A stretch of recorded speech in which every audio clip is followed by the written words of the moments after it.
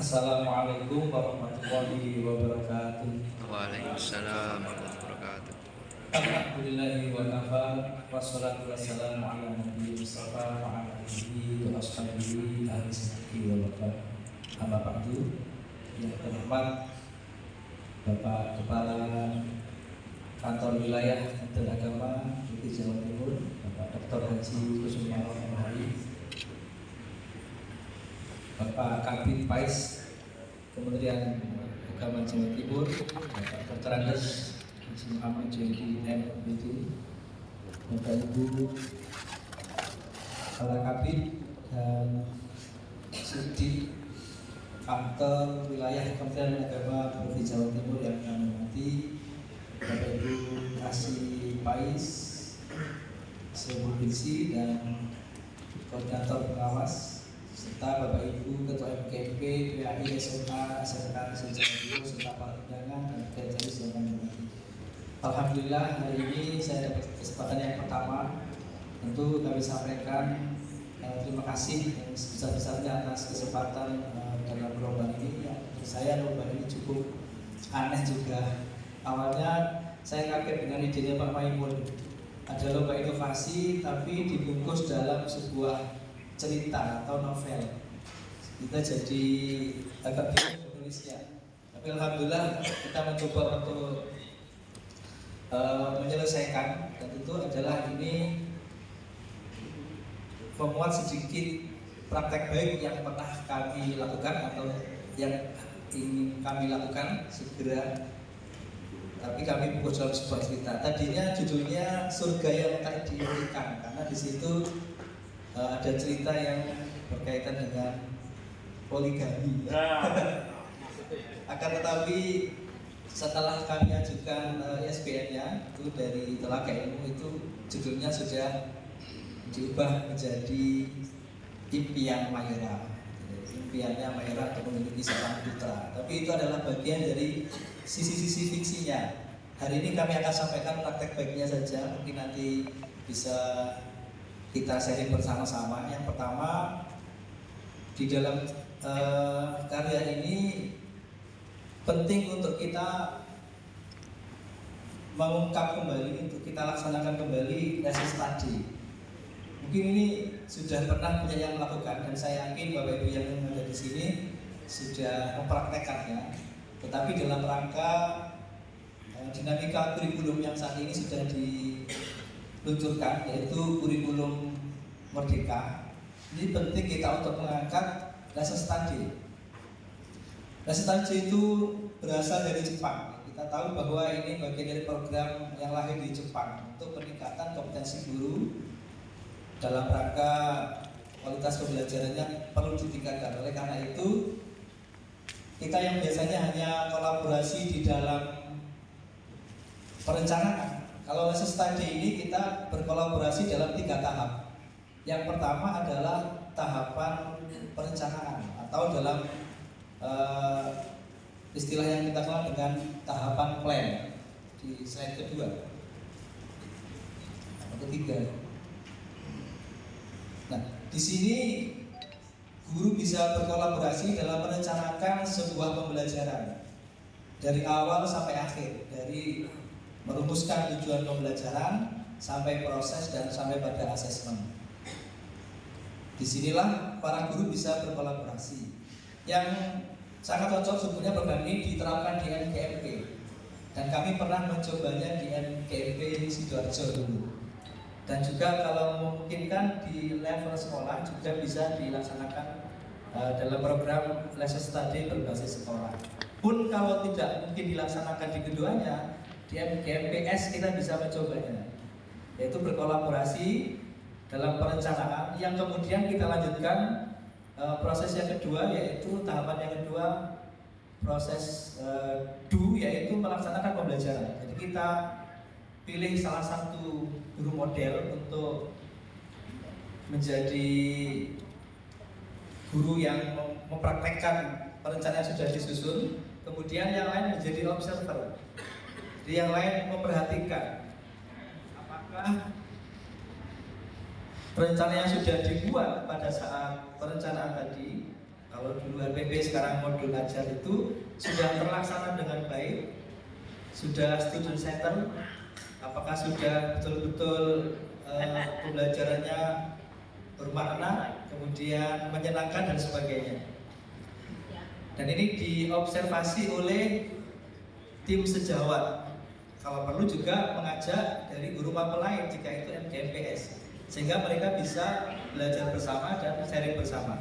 Yang terakhir adalah tahapan C atau refleksi dari pembelajaran yang sudah dilakukan. Pembelajaran tadi apakah sudah sesuai dengan perencanaan yang dibuat, apakah ada catatan-catatan. Tapi semua ini fokus pada peserta didiknya, bukan untuk mengkritisi guru modelnya. Sehingga dari sinilah penting untuk dilaksanakan kita semua, khususnya di MKMP, ketika kita menerima perubahan. Ada kurikulum merdeka yang sekarang mengedepankan diferensiasi pembelajaran. Nah, bagaimana diferensiasi yang ideal, yang benar? Apakah diferensiasi dalam kompetensinya, apakah diferensiasi dalam cara belajarnya? Ini kita bisa rencanakan, kita bisa terapkan, dan kita bisa refleksi bersama-sama dalam sebuah program namanya LS atau Lesson Study. Sehingga selama ini kalau kita menerima bimtek dari berbagai macam kementerian, ini biasanya masih hanya meningkatkan kompetensi secara teori. Sedangkan kalau LS kita betul-betul open class, membuka, ya, kita merencanakan, kemudian membuka pembelajaran dan merefleksi bersama-sama, sehingga kita akan ada proses belajar yang betul-betul kita alami bersama-sama. Ternyata ini model yang paling tepat, yang paling pas untuk capaian pembelajaran tertentu misalnya. Baik, karena waktunya cukup padat, langsung saja yang kedua adalah asesmen diagnostik. Dan ini juga sudah ada di kurikulum merdeka. Kita biasanya masih terfokus pada asesmen kognitif, sedangkan yang non kognitif agak sedikit kita abaikan biasanya. Padahal kami di sekolah negeri itu menemukan kalau di elemen yang pertama Al-Quran itu setiap tahunnya ada sekitar 10-15 anak itu yang mohon maaf buta huruf Al-Quran ketika masuk di SMA itu. Jadi dari 450-an anak yang masuk itu 15 anak sekitar, kurang lebih segitu, hampir semua tahun ada, itu tidak mengenal huruf Al-Quran sama sekali. Apakah latar belakangnya mualaf, ada juga yang broken home dan sebagainya. Yang jelas mereka tidak mengenal huruf Al-Quran, sehingga perlu diadakan asesmen diagnostik baik yang kognitif maupun yang non kognitif. Yang non kognitif terutama kita gali. Kenapa sampai sebesar usia SMA itu mereka belum bisa membaca Al-Quran?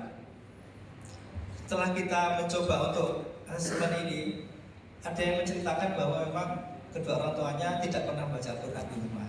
Bahkan ngapunten ada yang tidak sholat sama sekali. Maka dari asesmen non kognitif ini kita akan mendiagnosis kira-kira untuk pembelajaran berikutnya nanti untuk belajar membaca Al-Qurannya lebih cocok dengan guru PAI-nya langsung atau dengan teman sebaya yang sudah mumpuni dan sudah kita pastikan kemampuannya, ataukah dengan siapapun yang menurut anak itu nyaman belajar Al-Quran. Kita cukup membuat satu jurnal atau membuat satu buku kontrol tentang perkembangan dia belajar Al-Quran. Kalau sama kita langsung kita kontrol sendiri, sehingga anak-anak ini benar-benar nyaman ketika melaksanakan pembelajaran atau belajar membaca Al-Quran. Berikutnya yang selanjutnya adalah yang praktek bagi yang kami lakukan itu adalah laboratorium masyarakat. Jadi kalau di kurikulum 13 dulu ada bab wakaf di kelas 10 khususnya, karena saya mengajar kelas 10 sampai 5 tahun ini. Kemudian kalau di bab sekarang ini yang capaian pembelajaran bisa di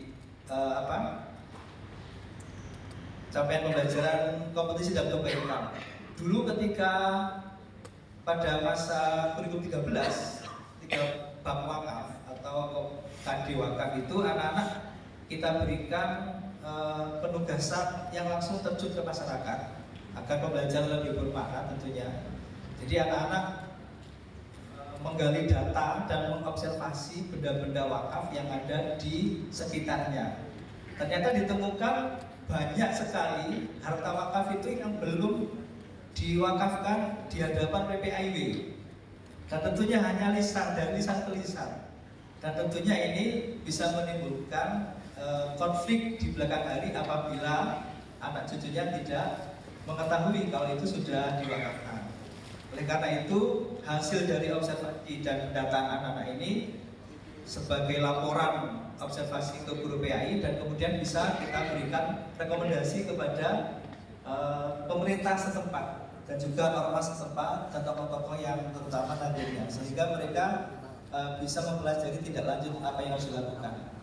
Kemudian lebih dari itu, praktek wakaf ini kami lakukan dengan cara menabung. Anak-anak dulu menabung 1.000 untuk 1 hari selama 2 bulan. Sekarang sudah mulai menabung 2.000 1 hari selama 2 bulan. Dan kalau terkumpul 1 kelas, uang itu anak-anak akan langsung wakafkan bersama-sama. Mereka survei sendiri di tempat-tempat benda wakaf yang layak mendapatkan bantuan. Ada yang di masjid, ada yang di musola, ada di TPI, pesantren. Kadang-kadang mereka ada yang memberikan batu bata, ada yang semen. Dan ini kemudian berkembang, alhamdulillah.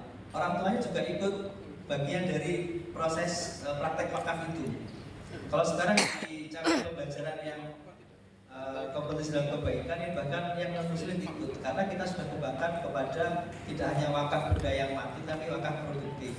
Kita berikan semacam modal usaha kepada salah satu wali murid di kelas itu yang dianggap membutuhkan. Jadi anak-anak sudah langsung praktek di situ. Maka pembelajaran PAI hasilnya sudah langsung terlihat. Jadi anak-anak langsung bisa membelikan mesin es tebu, juga bisa membelikan gerobak dan alat-alat gorengan sekaligus modalnya. Ini jadi anak-anak bisa, Langsung saja berikutnya adalah proyek kolaboratif. Proyek kolaboratif ini anak-anak tentu sangat terbebani dengan berbagai macam tugas dari guru masing-masing. Kalau sekarang ada proyek kolaboratif untuk P5 itu karena yang dikedepankan adalah sikap efektifnya atau profil pelajar Pancasilanya. Tapi yang kami sampaikan dalam karya ini adalah anak-anak kita ajak untuk berkolaborasi dengan guru mata pelajaran yang lain. Jadi guru mata pelajaran yang lain kita ajak berkolaborasi untuk membuat satu tugas yang betul-betul bermakna. Jadi kumpulan dari beberapa mata pelajaran hanya satu tugas, tapi yang betul-betul membekali soft skill dan hard skillnya anak-anak. Dan alhamdulillah kami sudah mencobanya dan sudah sampai pada akhir laporannya berupa buku juga dan sudah diterbitkan juga, alhamdulillah. Sehingga anak-anak tidak merasa terbebani dengan satu tugas dan tugas yang lain dari masing-masing guru, tapi kita berkolaborasi dalam penugasan intra, khususnya dalam hal proyek. Dan yang berikutnya adalah literasi Al-Quran. Kami di negeri tentu tidak mudah untuk membiasakan peningkatan literasinya. Sebelum masuk pada pembelajaran intra, kita 15 menit seluruh siswa membaca Al-Quran 1 ayat dengan ayat yang sama, seluruh kelas. Bagaimana dengan yang muslim? Yang muslim sudah kita ajak bicara, kita juga berkolaborasi, sama-sama membuat peningkatan ketakwaan, tapi di ruangan yang berbeda. Jadi sudah ada ruangan khusus yang Hindu, ada yang khusus yang Protestan dan khusus Katolik. Kami membiasakan sebelum masuk jam pembelajaran inti, membiasakan tilawah 1 ayat dengan suara yang sama, dan anak-anak secara psikologis sudah siap untuk menerima pembelajaran yang baru. Dan ini ditemani dengan guru jam mengajar pertama yang kita kasih jurnal untuk menandatanganinya. Berikutnya adalah tilawah 1 ayat setiap materi PAI yang akan dilaksanakan. Di situ kita membiasakan sebelum masuk ke pelajaran, kita 1 ayat kita baca, dan kita baca 1 ayat untuk pendalaman maknanya, dan untuk yang di rumah 1 minggu 1 juz 1 anak, dan khatam 1 kelas 1 minggu. Dan yang terakhir adalah memperkenalkan ekonomi syariah kepada anak-anak. sebagai pembelajaran pengenalan asuransi syariah melalui program asuransi syariah koperasi sekolah. Kalau biasanya kita menggandeng pihak ketiga, anak-anak membayar 50.000 untuk mendaftarkan sebagai peserta asuransi ke pihak ketiga, kita sudah bisa mengelola sendiri dengan koperasi sekolah, dan preminya anak-anak itu kita kelola secara prinsip syariah, ya, prinsip takaful. Dan saya kira kita sudah paham tentang materi semuanya. Terima kasih. Itu mungkin praktek baik yang bisa kami sampaikan pada karya Impian Merah. Kami akhiri. Assalamualaikum warahmatullahi wabarakatuh. Kita beri kedua sekali lagi untuk sebenarnya isi dari buku Surga yang Tak Diimpikan Maira itu ada kontroversialnya nanti. Jadi ada ini tokoh utamanya namanya siapa, Pak? Tokoh utamanya Wafa. Ini yang dipersoalkan di situ apa? Wafa ini seorang guru PAI yang mempunyai istri, dan istrinya ini fiksinya ya. Istrinya ini beberapa kali mengalami keguguran dalam hamilnya. Kemudian sampai ditemukan kanker rahim yang harus diangkat rahimnya, sehingga sang istri mengatakan kepada Ustadz Wafa ini,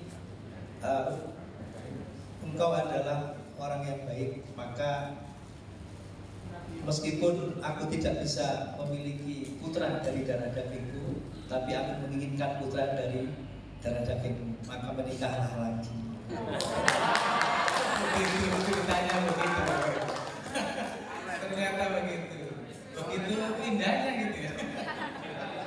Disuruh menikah lagi. Itu bisa dipakai untuk lomba-lomba lagi.